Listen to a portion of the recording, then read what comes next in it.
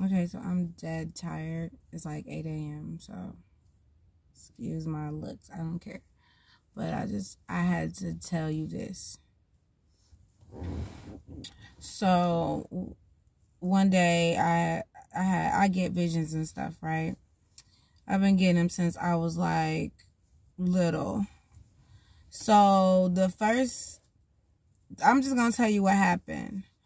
I was in the 2nd grade and I got expelled from the 2nd grade because I believe my teacher to be a witch, in which she was. I'm so tired. And so one day she made me stay after school because she kept putting me to sleep in her classroom. Like, I was always tired. And my mom made sure I got a good night's rest. That's how I know it was weird shit going on. My head hurts. So I have like a throbbing headache. So anyway, so she made me stay after school. So mind you, it's just me. So I'm stapling these papers together. And she's talking to the student teacher next to her or whatever. So she's like talking to her about me. And I can hear her. So she like, don't cut your eyes at me. Don't look at me like that. And I'm like, bitch. So I pick up the stapler. This is my natural reaction. I'm a child. I'm like 9 or 8. And I just launched that shit right at her fucking head. Hard as I can. Launched it. Just like, wham! And that stapler flew and bust her directly in the face, in the nose, in her witch hook nose. Her name, I won't give out, She knows who she is. I bust your ass in the face with that stapler, didn't I? So I got expelled. It's cool, though. But then I end up getting a teacher that I wanted anyway. So it don't matter. It all worked out for the best. She still hates me to this day. I don't care. And I knew she was a witch, period. And I knew she put a spell on me to make me go to sleep. Ain't nobody stupid. You think I'm stupid? I'm far from stupid, baby. Never. Never could I be stupid. So, that's that on that. Then, I remember in the 3rd grade, we were in gym class. And, somehow we was about to play dodgeball, right? Remember dodgeball? So, we about to play dodgeball. And it's boys against girls. So, I got the ball in my hand. Mr. Richards lines us up, everybody picking teams, like, I'm about to go for this person. And all of a sudden, I just get a vision. And I'm like, and a voice come in my head like, this is life. And I'm like, oh, you mean boys against girls? And it was like, yes, get ready for this. This is your life. I'm a kid. So, dang. Somebody calling. I'm not about to answer. So, mind you, I'm a kid and I'm like, wow, that's profound. I go on about my day. So, back to the vision I had. I get taken and put in these like shackles from my ankles to my wrist. And I'm in the back of a Sprinter van with like 7 other people.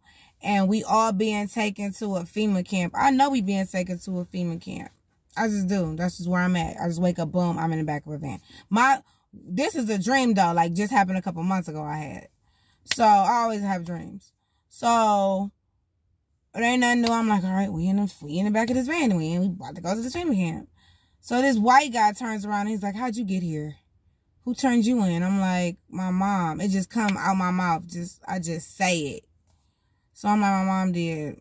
I didn't even, sorry, mom. And he's like, damn, that's cold-blooded. That's cold-blooded. He was like, yeah. He was like, my boss turned me in. So basically, we all in this van because we ain't do something. Or they want us to do something. We wasn't doing this shit.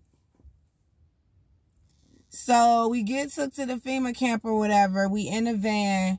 We get put in these different rows and shit. These different categories they putting us in. So I get put in this weird category. I'm like, what's going on? So like all the people or the families of veterans step forward. So I step forward. Like my dad's a veteran. He was in the Marines, I think. He was in the military or the Army. He served in like World War II. I don't know. He's super old, whatever. 1 or 2, I don't know. And so, and the father of my kids, he's a veteran.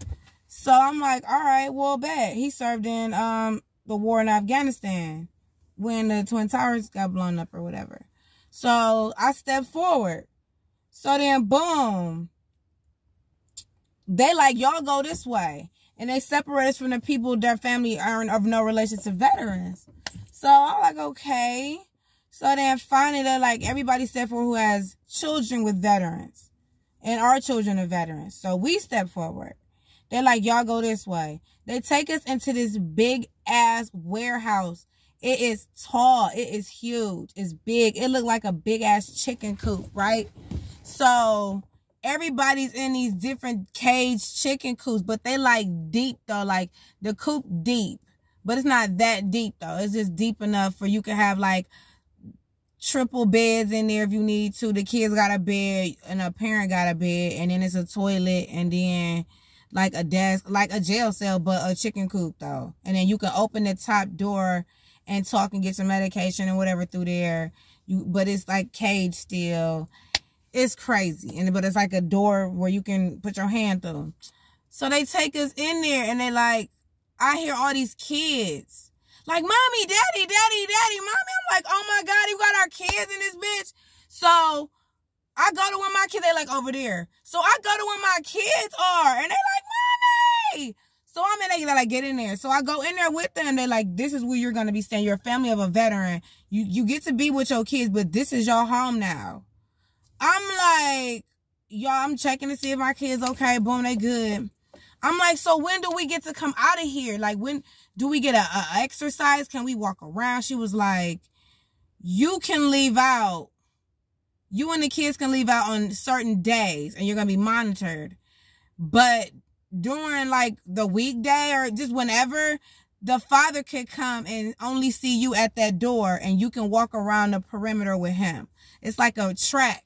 And we could walk around that. But me and the kids, you know, we get to go out there on certain days like Saturdays, Fridays, and Wednesdays or something.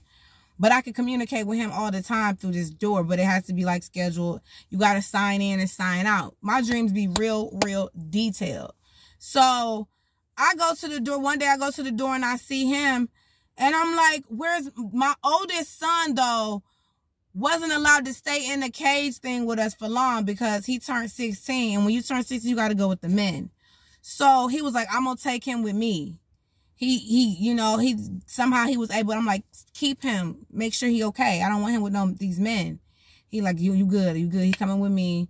He going to be over there in the men with me because he's a veteran. Even though that's not his son, by us being, they just let him do it. I don't know. So he's in a safe space. He was like, and my son could come and see me every day at this door and we can walk around the track. But he can't come and see his brothers and sisters unless I like open the door a little bit and I'm like, see, they right back there. And they be like, they can see each other like that, but they can't. I don't know. It's fucked up. So one day we walking around the track, me and the children's father, and we talking and I'm like, listen, I'm breaking out of here. He like, what? We in a whole ass FEMA camp. It's barbed wire, everything. Snipers, like, you're not getting out of here. I'm like, yes, I am. He was like, man, you crazy, man. You crazy, man. And I'm like, I don't know how I'm going to get out of here, but I'm going to get up out of here. I'm not playing. I'm getting up out of here. I'm not about to live my life like this. They like, they going to kill us. I'm like, oh, well, I'm getting up out. So, one day, fast forward that dream over with, another day I have another vision. I'm on a hill. I've been shot in my side. And it looked like I've been fried a little bit, like burnt. Like, I smell bologna, you know, burnt. I'm like, I've been burnt. Something happened to me. But I'm on this hill in this field and by this tree. It's a weird looking tree. And I see off in the distance a big ass mushroom cloud, like a plume, a smoke plume, like an atom bomb being dropped, like a nuke. It's freaking huge. It's like big. And I feel this like warmth though, like this wind come toward me that's warmth, but that bitch got some heat on the end of it. I'm like, it's about to burn like a motherfucker. Oh my gosh. And then just as and I'm my goofy ass smiling. Like I'm smiling because I feel like this warmth. I'm like, yep, this is it. It's beautiful. And I'm smiling. And I'm like, oh, it's about to burn a hole. I'm not trying to get burned up in that shit. And right before that heat kick in, I disappear. Like I'm gone. Then I wake up and I'm sick. I'm in my apartment, you know what I'm saying? I run in my toilet. I'm throwing up. Like I'm throwing up. I got diarrhea. I'm sick as a dog. And in my mind it clicked like, cause I'm sick for like the whole day though. I'm dehydrated. I had to keep like fluids in me, get Gatorade. It was like I had never been that sick before. And then it clicked in my head. That's the effect of radio poison. Radioactive poison. And I was like, oh, I was really there. That shit was real. And that's all I want to really share. I'm tired. I got a headache. It's early. But I wanted to share that with y'all, though. That was just really on my spirit, like to say something about that. Bye, Shalom.